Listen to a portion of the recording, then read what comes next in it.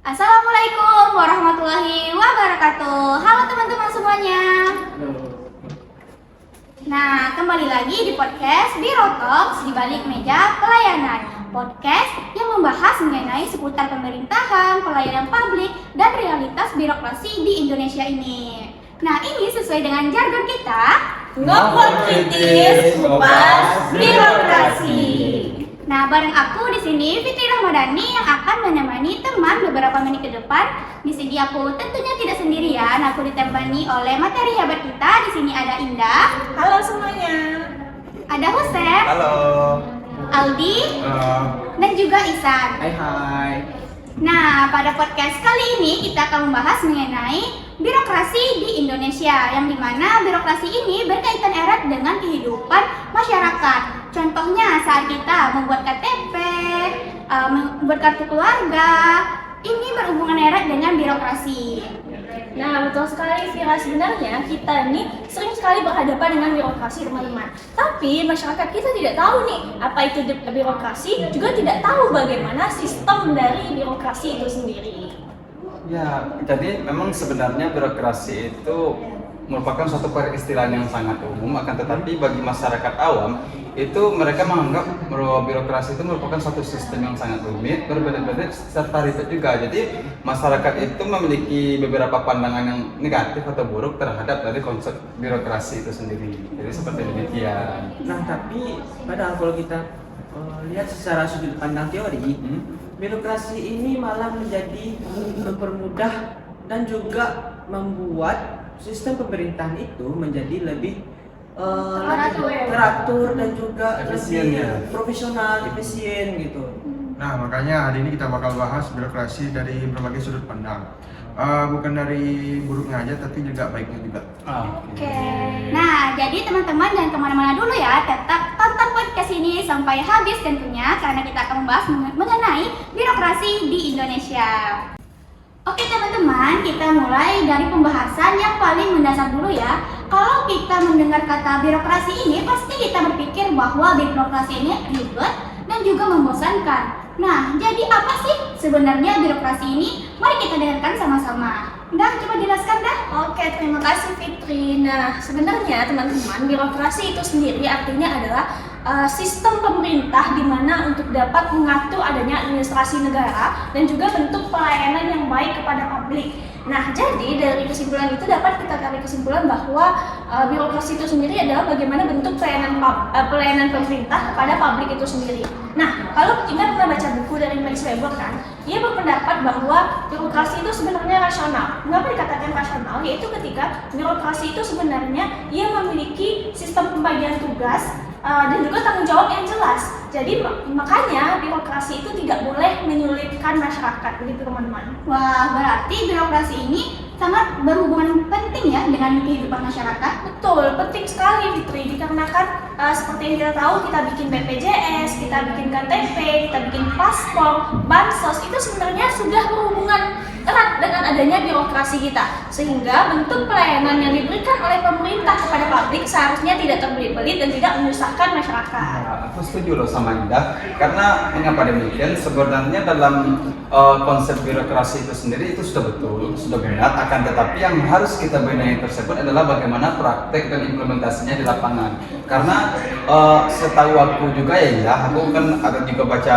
jurnal dari Alga dan Almeng, bahwasanya mereka tuh menyampaikan bahwasanya birokrasi yang baik dan benar tersebut, yang bagaimana seharusnya birokrasi tersebut harus memiliki beberapa prinsip. Salah satunya harus profesional, harus efisien, efektif, dan lain-lain sebagainya. Jadi dikarenakan birokrasi kita di negara kita ini masih dibilang prosesnya masih sulit, berbelit-belit, ribet, dan sebagainya macamnya. Jadi masyarakat awam atau masyarakat umum pasti memiliki suatu anggapan bahwasannya birokrasi tersebut adalah suatu proses yang sangat merumitkan. Jadi kayak gitu. Nah, ini relate banget nih dengan kehidupan kita sehari-hari. Terkadang saat kita mengurus satu administrasi saja, itu urusannya ribet dan juga berbelit-belit teman-teman. Nah, jadi kesimpulannya itu, birokrasi ini bentuk dari pelayanan publik ya. Ya betul, dia kan harus dikatakan pelayanan pemerintah kepada publik. Ya, atau bentuk pelayanan. Ya, Nah, itu. seperti itu, sederhananya. Nah, sekarang kita masuk pada pembahasan mengenai ciri-ciri birokrasi. Nah, ciri-ciri birokrasi ini tentunya ada ciri-ciri yang baik dan juga ciri-ciri yang buruk. Nah, bagaimana sih ciri-ciri birokrasi ini? Coba teman-teman jelaskan bagaimana ciri-ciri birokrasi yang baik itu seperti apa? Oke, terima kasih Fitri. Nah, kalau menurut Indah sendiri ya, bentuk dari ciri-ciri birokrasi yang baik itu adalah ketika pemerintah dapat memberikan pelayanan kepada masyarakat secara cepat, secara cerdas, secara transparan dan juga tidak berbelit-belit. Jadi penting sekali, birokrasi tidak hanya itu gitu, tapi juga bagaimana bentuk dari sikap pegawai. Dikarenakan sikap pegawai seringkali kadang mereka tidak ramah dan lain sebagainya, dan di sanalah terjadinya anggapan masyarakat bahwa birokrasi itu sulit. Nah, berarti transparansi dan sifat pelayanan kepada masyarakat itu sangat penting ya? Ya betul sekali Vira, sangat penting sekali karena ketika masyarakat menilai pegawai dari pemerintah itu tidak ramah dan tidak melayani masyarakat, itu akan memperburuk adanya pemikiran masyarakat terhadap birokrasi itu sendiri gitu Vira. Tapi di sisi lain juga birokrasi itu apabila gagal dijalankan itu ditandai dengan prosedurnya yang terlalu panjang dan juga bikin masyarakat bingung karena berbelit-belit gitu. Dan juga ada juga tuh masyarakat yang harus bolak-balik sana sini. Maksudnya kayak dari meja sini ke meja sana gitu. Iya, ada juga kan rumit lah kan, iya, susah betul. gitu. Karena ada juga yang kayak dia tuh belum persyaratannya ada yang harus dilengkapi. Nah, jadi dia harus balik lagi, ambil ini, ambil itu, dan balik lagi ke kantor. Nah, jadi itu bikin masyarakat jadi pusing. Berarti gitu. kalau memang birokrasi ini harus jelas-jelas gitu ya. Iya. Kadang yang lucunya tuh aku pernah pengalaman pribadi, mereka tuh ngasih, contoh kita mau ngurus KTP, kan ada beberapa persyaratan yang harus dilengkapi itu. Iya. Mereka tuh ngasihnya nggak semuanya gitu loh. Harus kan biasanya kalau ngurus KTP itu ada kartu keluarga, akta dan sebagainya. Mereka tuh cuma ngasih setengahnya dulu kayak kakaknya dulu. Habis itu nanti pas sudah selesai kakak baru dibilang aktanya mana kan kayak gitu. Jadi pulang pergi jadinya kayak gitu. Ditambah lagi kan pelayanannya nggak responsif, pelayanannya judes nih si pelayannya nih gitu. Jadi bikin masyarakat tuh kayak aduh gitu, susah banget gitu ya. lah. Nah, selain pelayanan yang lambat, birokrasi yang buruk juga sering dikaitkan dengan pungutan liar, korupsi, nepotisme. Nah, jadi jika pelayanan ingin cepat harus punya kenalan orang tertentu. Iya betul sekali. Organ. Iya, sering sekali terjadi di masyarakat gitu ya. Gak usah sebut merek gitu. Nah, berarti sebenarnya kualitas birokrasi ini sangat mempengaruhi tingkat kepercayaan masyarakat terhadap pemerintahan ya. Betul betul sekali sekali. Fitri. Pemerintah seringkali berbicara birokrasi ini di tingkat nasional, mulai dari reformasi birokrasi, pelayanan publik. Jadi kini kita bertanya-tanya sebenarnya birokrasi di tingkat nasional itu seperti apa? Nah, ini akan dijelaskan oleh Aldi. Nah, baik, kalau menurut saya itu birokrasi sekarang sudah mulai lebih maju daripada beberapa tahun kemarin.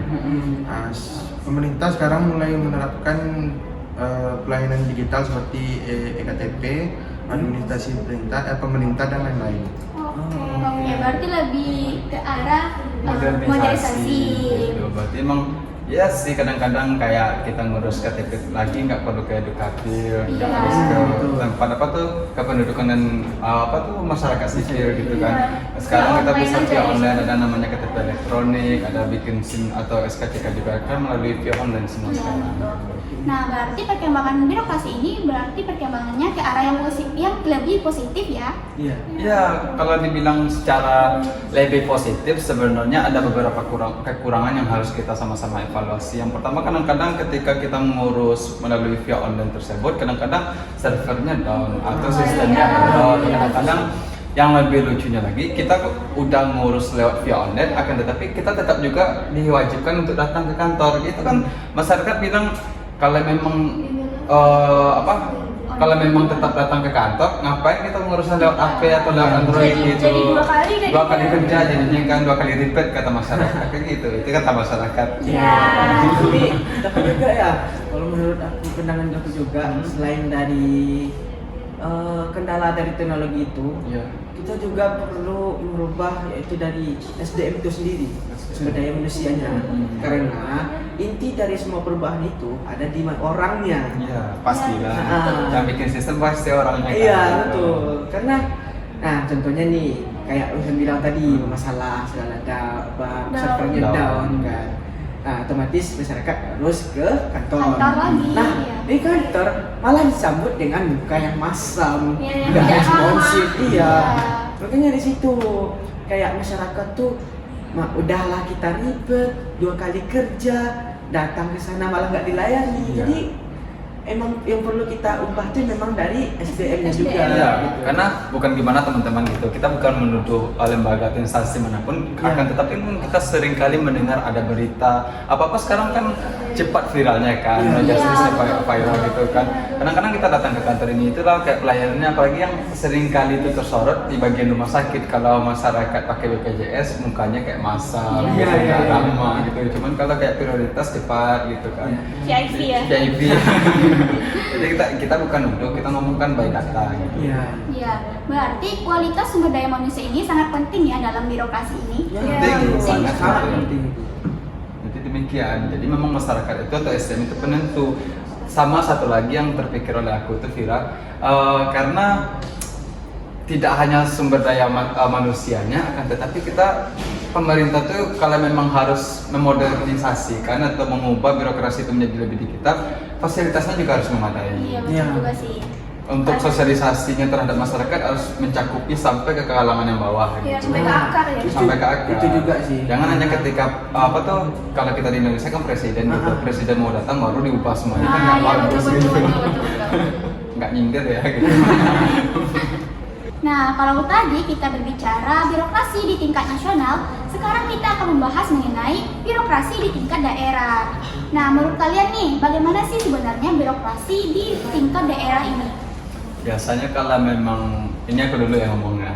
Kalau biasanya pasti ada suatu perbedaan secara signifikan antara pemerintah pusat dengan pemerintah daerah. Apalagi dengan di Indonesia kita kan ada namanya sistem otonomi daerah. Oh, iya. Yang dimana otonomi daerah itu sendiri yang pusat tersebut pasti memberikan tanggung jawab sepenuhnya, kewenangan sepenuhnya kepada pemerintah daerah itu sendiri buat mengelola wilayahnya masing-masing. Jadi seperti demikian. Membolehkan untuk dapat mengatur wilayahnya sendiri tanpa Iya. campur tangan pemerintah pusat. Ya, jadi kalau memang apa tugas serta fungsi dari pusat itu sendiri palingan cuma monitor, mengawasi aja palingan. Iya, mengawasi. Jadi seperti demikian.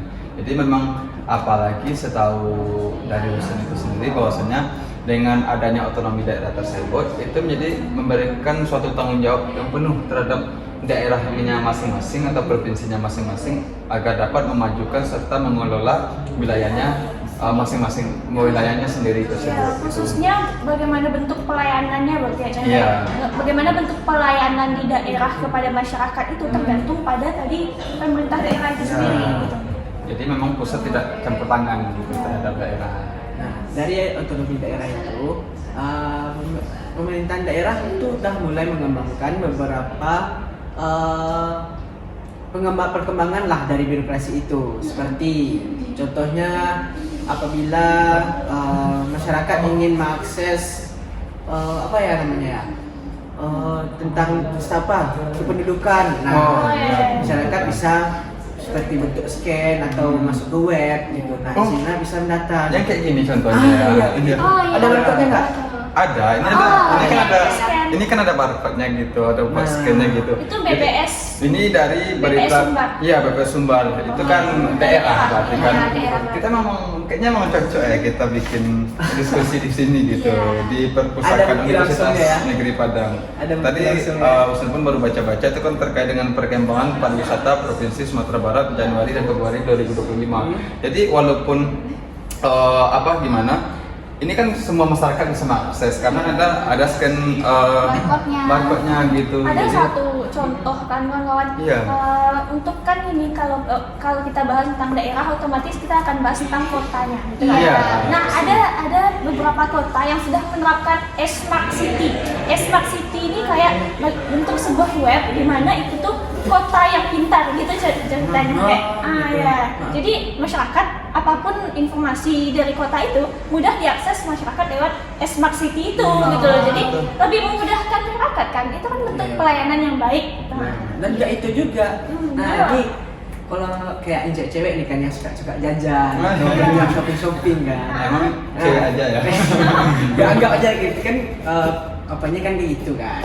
Nah, kalau seandainya kita nggak pegang cash nih, nah kita ada yang namanya QRIS yang bisa tinggal scan dari beberapa uang elektrik gitu. Jadi mempermudah. Kalau pemerintah di daerah kita ternyata sudah menerapkan adanya sistem digital lagi ya Bang. Cuman palingan belum optimal. Palingan cuma demikian karena memang kalau dari BPS itu sendiri kan warga kita tuh yang gaptek, tahu gaptek? Yang nggak tahu terhadap informasi atau teknologi itu kan susah buat sosialisasinya gitu. Gimana nanti contohnya orang yang udah 60 tahun ke atas pakai yang kayak gitu kan susah mereka. Jadi memang itulah tugas lebihnya dari pemerintah daerah buat bagaimana supaya mereka tuh paham akan teknologi atau terhadap birokrasi yang digital tersebut. Kalau dari Aldi, Begitulah tantangannya terhadap birokrasi di daerah tersebut adalah terhadap teknologi. ya gimana? Dikarenakan setiap daerah tidak memiliki Akses yang akses yang sama. sama dan SDM yang berbeda gitu. Iya betul ya. Cuman ya itu jadi poin utama dari pemerintah daerah buat Meningkatkan. peningkatan ke depannya gitu. Jadi memang sebagai PR lah Iya. tentunya untuk dari pemerintah daerah tersebut, apalagi memang kewenangan secara pemerintah tersebut kan dikasih dari pemerintah pusat dalam bentuk otonomi daerah. Jadi memang harusnya pemerintah daerah tersebut lebih leluasa buat mengelola wilayahnya masing-masing. Jadi bertanggung jawab ya, dapat memberikan pelayanan terbaik kepada masyarakat.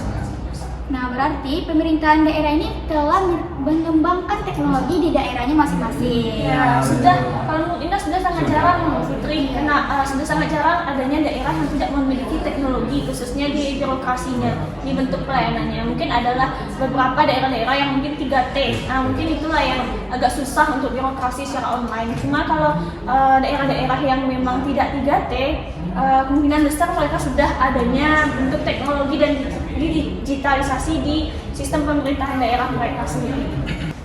Nah, ini pasti akan relate banget nih dengan kehidupan teman-teman. Yang tadi,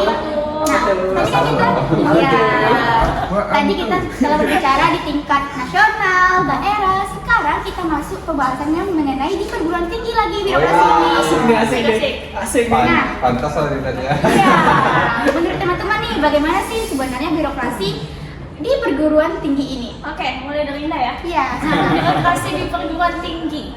Ketika Indah terlintas di pikiran Indah ya, satu hal yang terlintas di pikiran Indah ketika adanya birokrasi di perguruan tinggi adalah Smile.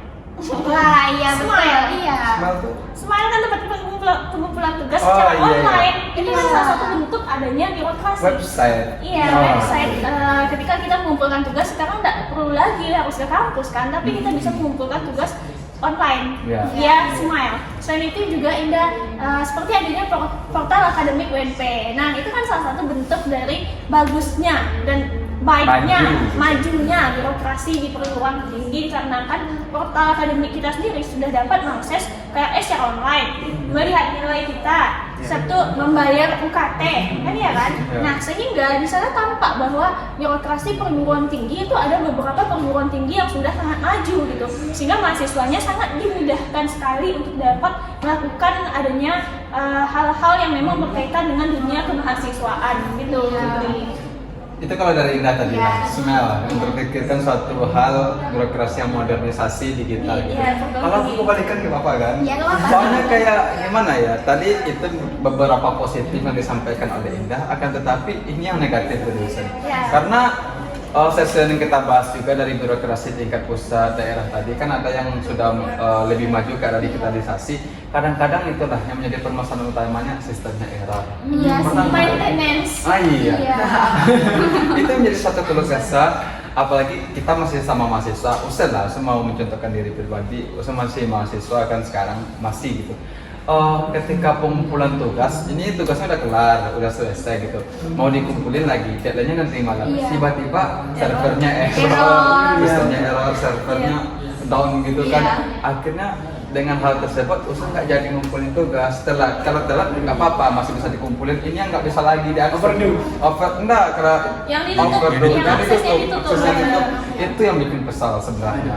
Kemudian yang paling usaha ingat lagi, kan belum sepenuhnya perguruan tinggi tersebut sudah menerapkan terhadap birokrasi dari digital tersebut. Jadi kadang ada beberapa yang pengalaman pribadi Husen kayak tiba-tiba kayak bagaimana ya, kita mau ngurus sesuatu ke pihak prodi atau pihak universitas, contohnya kayak kita tuh dilihat dengan wajah yang masam kayak gitu Iya sih. oleh apa tuh, oleh Teknik-tekniknya itu. Tenaga pendidik. Iya. tenaga pendidik lah contohnya, atau CS, Iya, CS ya. atau gimana lagi itu. Itulah yang harus jadi bahan evaluasi lah dari perguruan tinggi tersebut kepada jajaran di bawahnya gitu. Nah, Jadi Karena kita nggak bisa melihat kayak oke dari Indah tadi yang baiknya aja, terus Ya. oke kita harus menilai dari dua sudut pandang. Ya. Oke, boleh yang baiknya tapi juga ada yang buruknya. Pasti. Ya. Gimana lah Cegah? Ya, itu juga yang pernah aku sampaikan tadi juga, yang pelayanan di tingkat nasional itu loh. ya.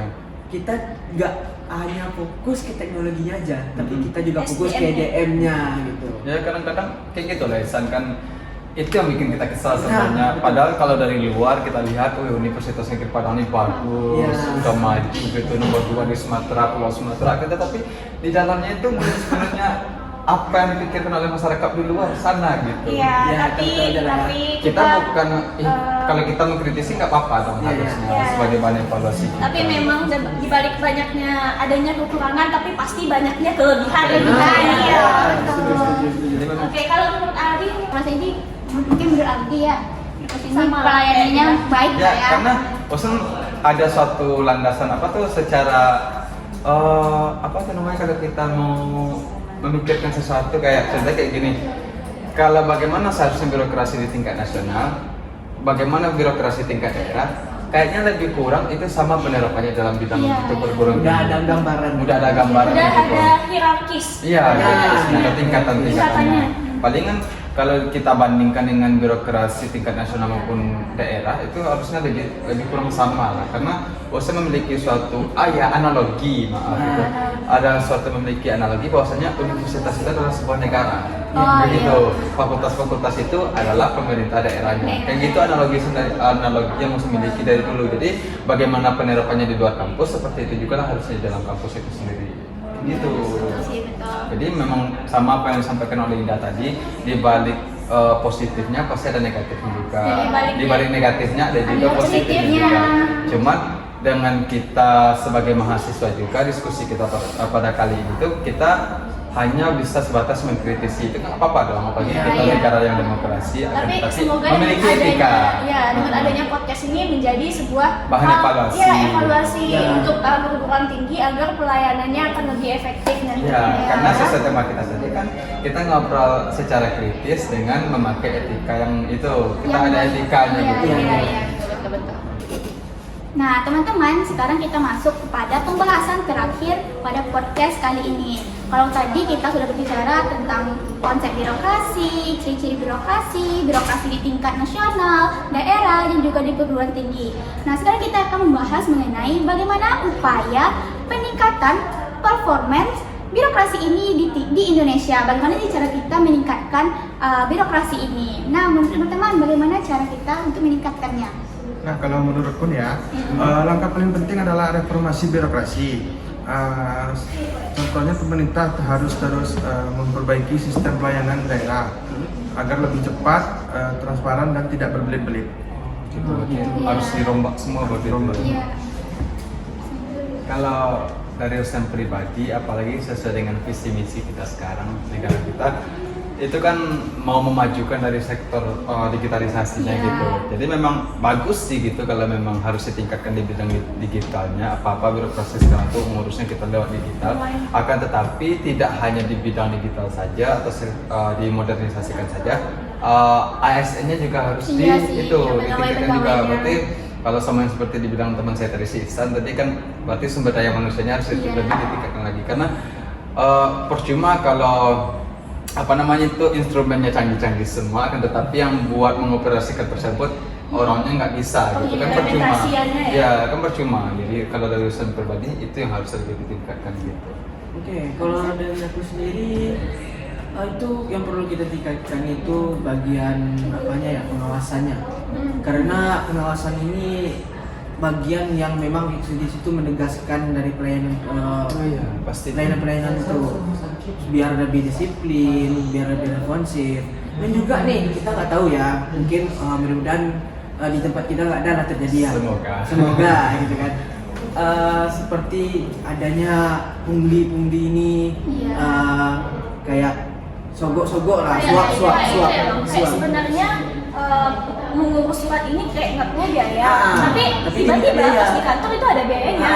Apa tuh bahasanya gitu ya? Uang pelicin. Iya. Uang pelicin. Nah jadi kan kayak apa ya?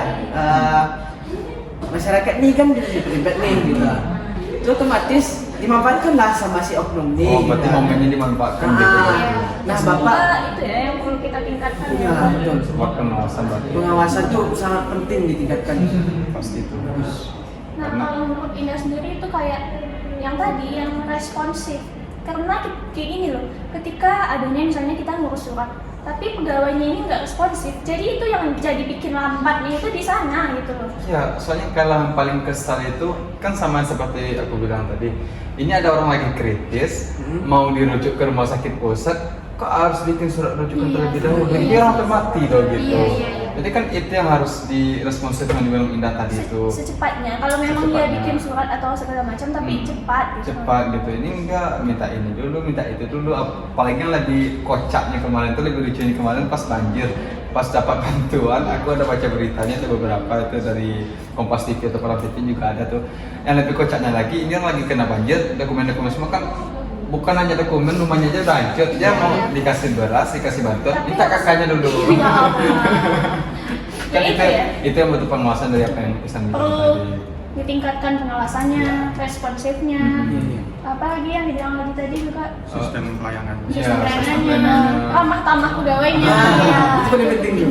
Ya itu pastilah, karena mereka itu kan digaji dari pajak masyarakat yang itu melakukan pelayanan atau konsultasi kepada mereka. Kok mereka wajahnya kayak Ya, gitu sih? balik lagi lah ke konsep kita tadi bahwa birokrasi itu adalah bentuk pelayanan publik, bentuk pelayanan pemerintah kepada publik. kepada khalayak ramai luas Iya. gitu ya.